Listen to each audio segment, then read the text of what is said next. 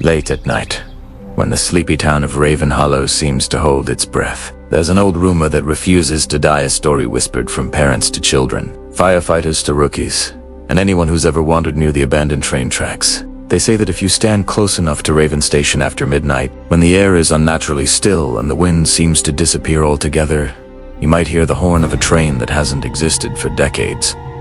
It isn't a normal train horn. It's lower, slower, almost human, stretching across the empty fields like a voice calling your name. Most dismiss it as folklore, a tale to frighten new arrivals. But those who have experienced it know that dismissing it can be fatal. The ghost train of Raven Station is not just a story, it is a warning.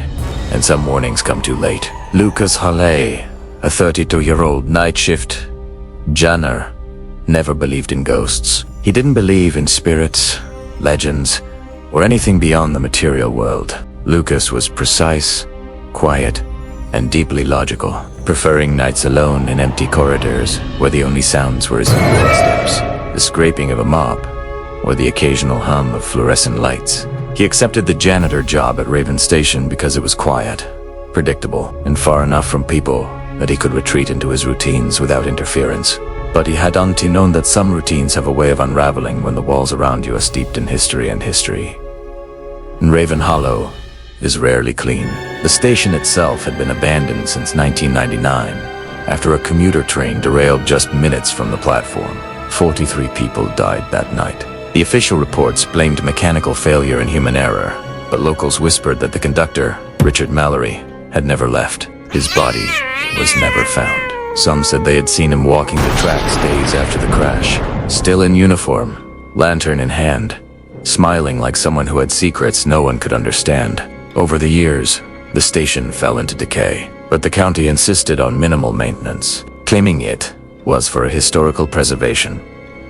Everyone who worked there alone, like Lucas, soon discovered the preservation wasn't just about the building, it was about keeping something contained. For the first week, Lucas's nights were unremarkable.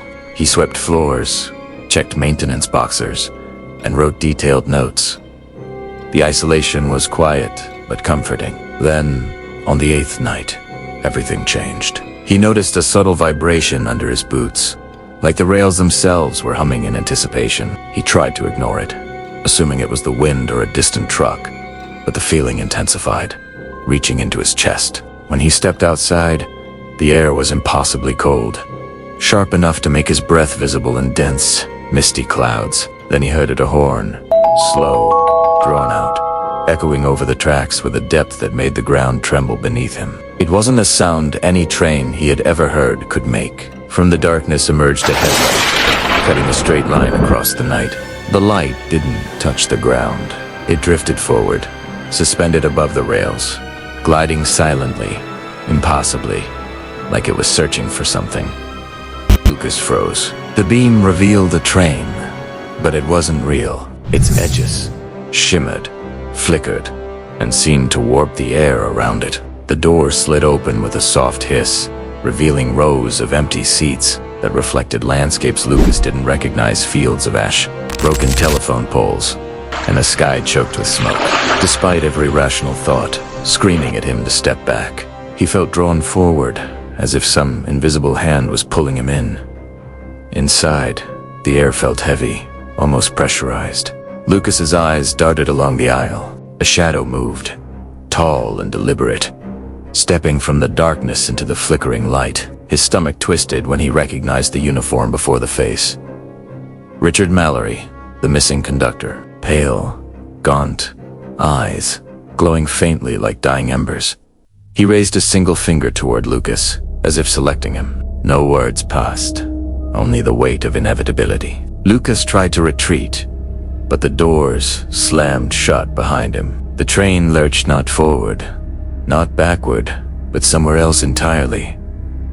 The world outside dissolved. Darkness pressed in from all sides, but Lucas could feel the train moving, sliding through a tunnel where time didn't exist, stretched seconds into hours, hours into a void. Whispers began crawling along the walls, a layered chorus of voices repeating a single line. "We arrive for the unfinished." Each repetition drilled into his skull, Panic rose, yet curiosity against every instinct kept him rooted. He tried to comprehend what was happening, to understand if this was a dream, hallucination, or Puni's. He realized, in a terrible clarity, that the train wasn't taking passengers anywhere. It was delivering judgment, dragging souls back to some place they didn't belong. Finally, the train stopped at a station that shouldn't exist.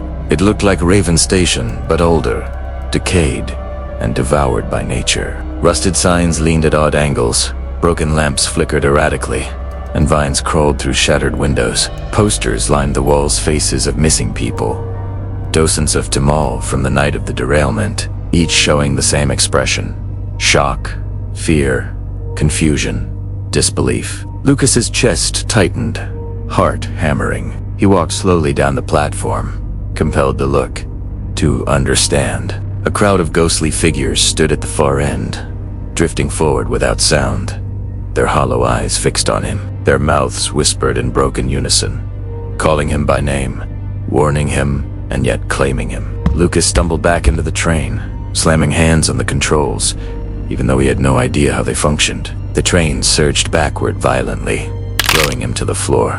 When he opened his eyes, he was back at the real Raven Station, alone, shaking, lungs burning. For a hot beat, relief washed over him, but then he noticed the train doors slowly creaking open again. Inside, the seats reflected not landscapes this time, but scenes from his own life.